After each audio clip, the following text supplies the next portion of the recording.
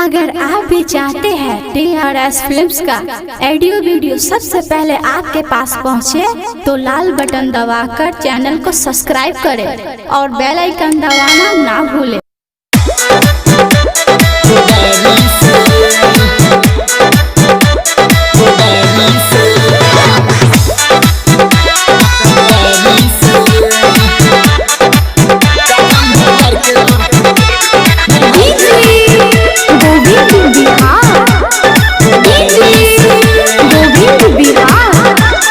लेके कैसे चल जाई होइस हमर प्यार, ओ करेला किन के ले आईनी हथियार।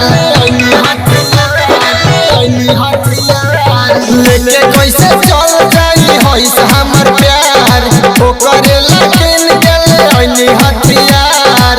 धार लगनी लोहा सारी से रे, धार लगनी लोहा सारी से रे। डोली जब उठी तोर दुआरी से रे, काटम भातार के तोर कोदारी से रे।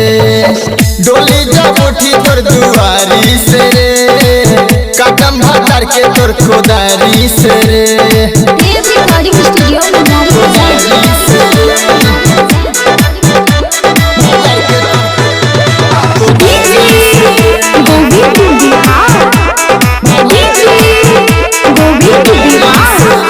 अरे हमारा से कैले रहे शादी के वादा, तब काहे बदलत बारे इरादा। अरे हमारा से कैले रहे शादी के वादा, तब काहे बदलत बारे इरादा। देखो नानी कैसे ले जाई रे, रहते हमरा के कैसे मंगिया भराई रे।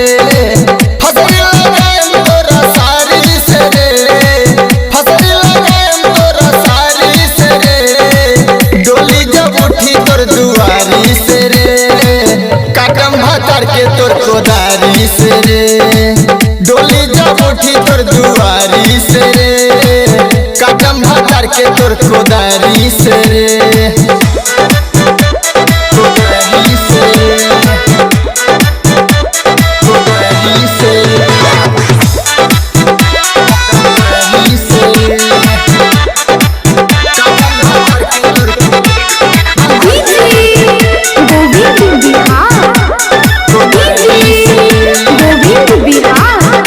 अरे रोहित भोजपुरिया के न बुझे ओडी नहरी, हमारा के देवे दुख महंगा रे परी। अरे रोहित भोजपुरिया के न बुझे ओडी नहरी, हमारा के देवे दुख महंगा रे परी। सनतुरा के संगे कैसे जइबे, हमारे उजार घरे अपन बसई